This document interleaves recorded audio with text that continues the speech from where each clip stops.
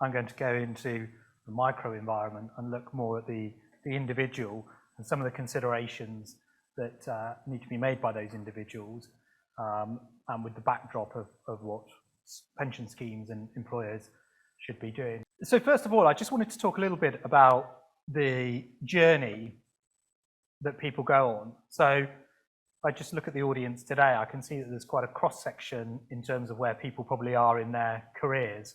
So even as an individual, when you look at these items on this slide, you might be able to almost pigeonhole yourself into one of the categories.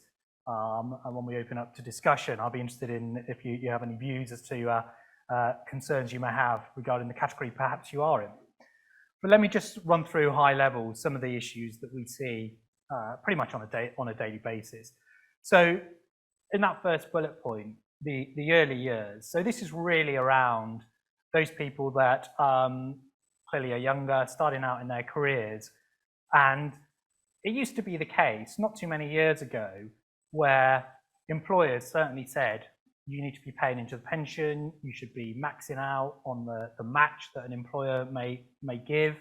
And clearly in some organisations that can be very attractive. But one of the things that was often forgotten about is, well, that's mathematically makes sense to take an employer match and to get tax relief on that payment as well. Can't deny that. But actually, one of the big issues that a lot of those individuals have is the ability to pay those additional contributions. Now, this has been the case for a long time, partly because of a backdrop of people managing monthly budgets quite poorly, but it's been exacerbated in more recent times because, of course, we've now got the cost of living crisis with inflation and energy prices going up as well. I've quoted one of the stats from the report, but in fact there are loads of stats out there in this area. The financial capability, so this is the Money Advice Service, or MAPS as its headline brand is now, where they identified that 40% of adults are not controlling their finances. And we certainly see that. Everyday things where people, for example, will have subscriptions to music download, video download services, and they might have multiple subscriptions effectively for the same thing, which kind of sounds mad. And you think, really, do people do that? And yes, they do. And when you go through people's monthly budget, you see actually where they're spending money they simply don't need to spend. We see it a lot with insurances as well, whether it be car insurance or home insurance, where people go on to auto renews, so they don't shop around and find the better deal. And often, if you add all those things up over a period of a year, it can amount to hundreds of pounds. So if you take a step back for a moment and say, well, what about if they took those hundreds of pounds that they potentially could save, put it into their pension, got the company match, got the tax relief, they've effectively increased their wealth in year one. But if they're in an early years group, if you compound that over 40 years, the numbers become quite phenomenal. So some of that basic budget management is really, really important to understand. The next group, which I've termed the mid-years group. So this is really people that have been in work for a number of years, but still have a number of years to go. And it's really, where are they with their pensions?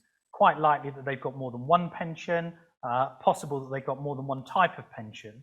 But where are they with those pensions in terms of the value and the projection as to what income they will generate in retirement?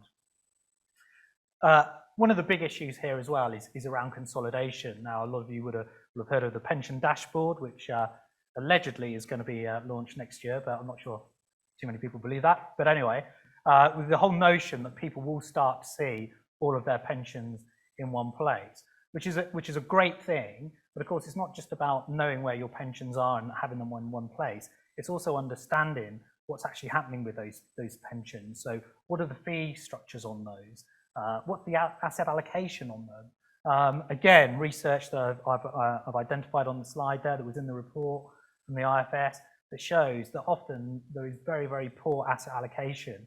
So some of the returns that Alan spoke about earlier, clearly it's going to be even harder to make returns if you have poor asset allocation or you're invested in low return funds. And then you get to the third group, which is the from the pre-retirement group, so this is probably people that are aged about 50 or certainly in their 50s, so they may be too young to take their pension, and indeed they may not want to take their pension for another 10, 15 years or so.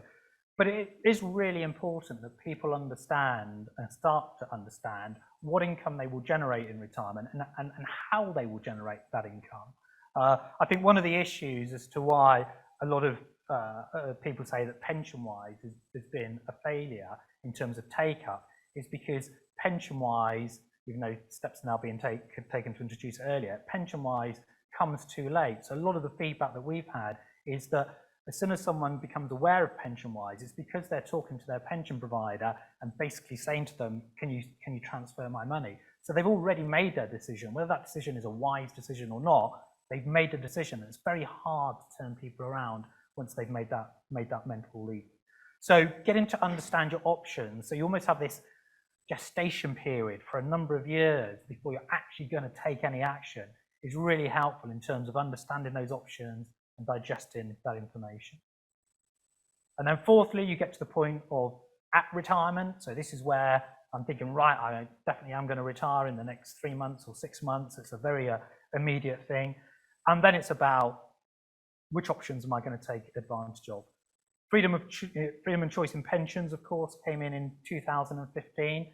And I can summarize freedom and choice, I think, by saying it's winners and losers. People that understand what freedom and choice can do for them are winners, and they win financially.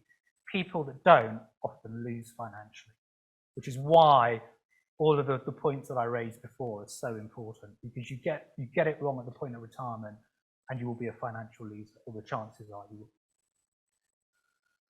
And then last but not least is this whole notion that most people now will go into some sort of drawdown, so they're much more likely to stay invested when they retire. So again, before freedom and choice, people, because effectively they had to, unless they could demonstrate a very high income level, they had to buy an annuity. We know annuity purchase now runs at about 10%, so by definition 90% of people are doing something different. So that probably means managing money as you go through retirement. And going through retirement, of course, could be 25 years or so. So that is a long time to manage money, particularly as clearly the individual will be getting older and you have things like cognitive decline kicking in. And so what you may be able to do, let's say at 65, may be a damn sight harder when you get to 85.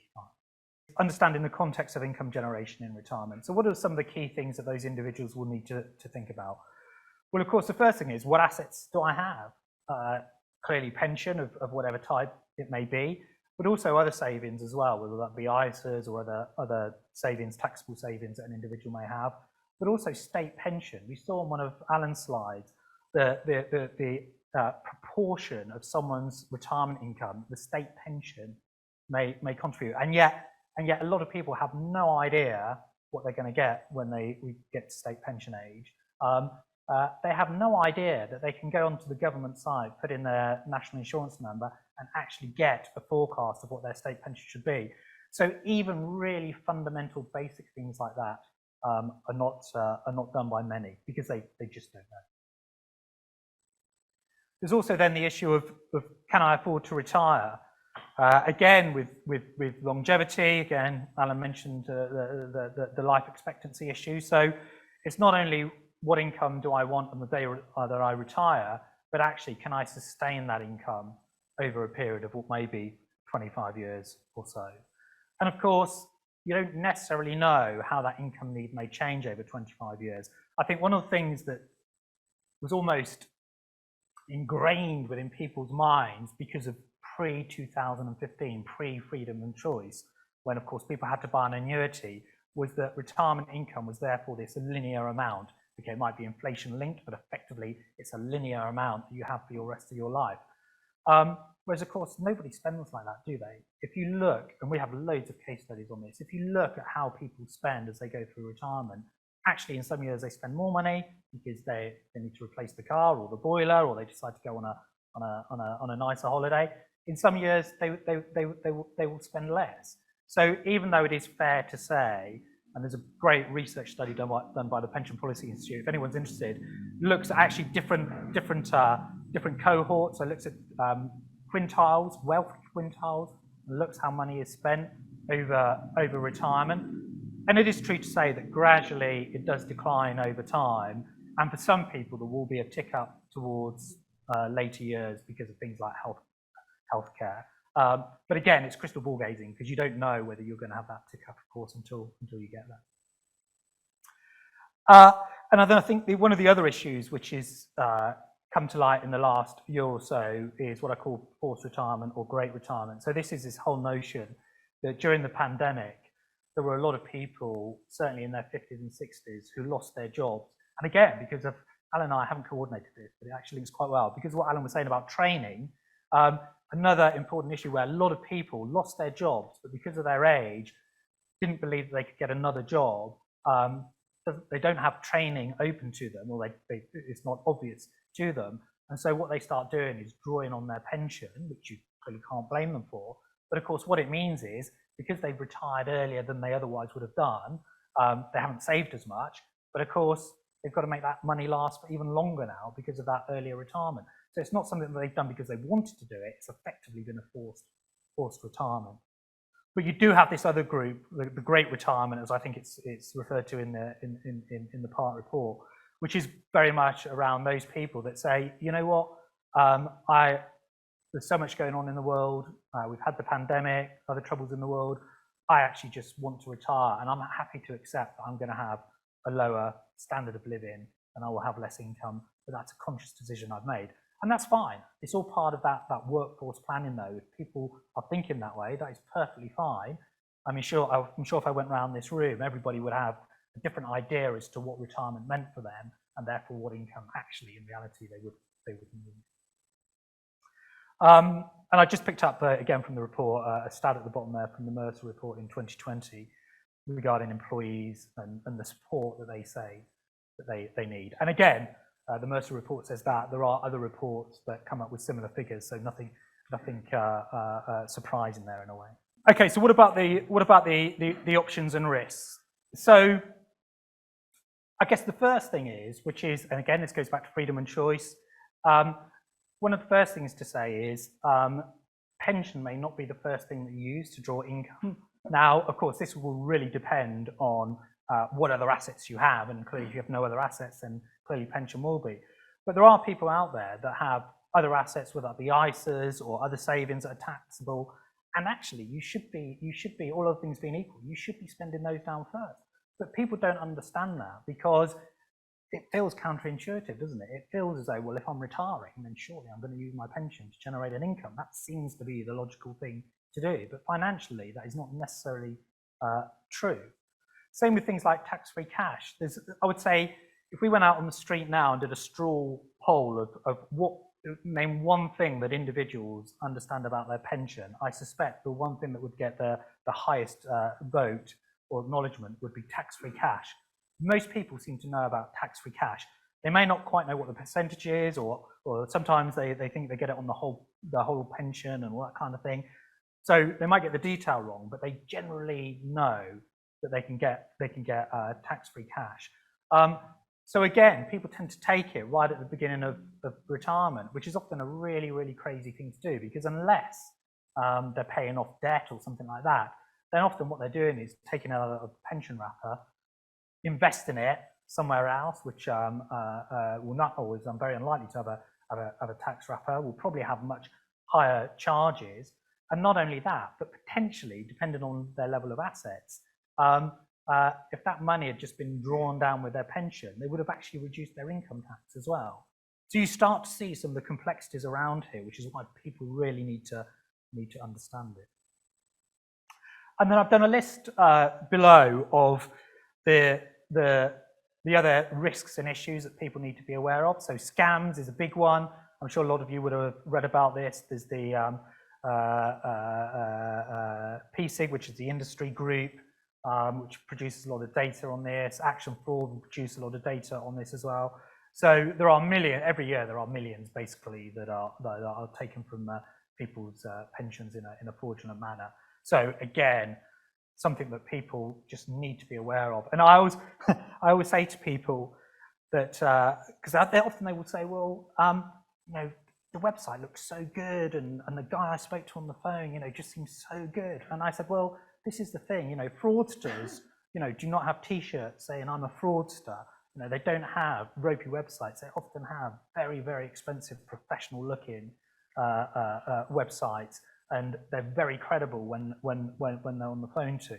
So again, people really need to dig deep in terms of understanding actually where can I go out, where can I go to find out who this organization actually is, and of course things like the FCA register can help with that.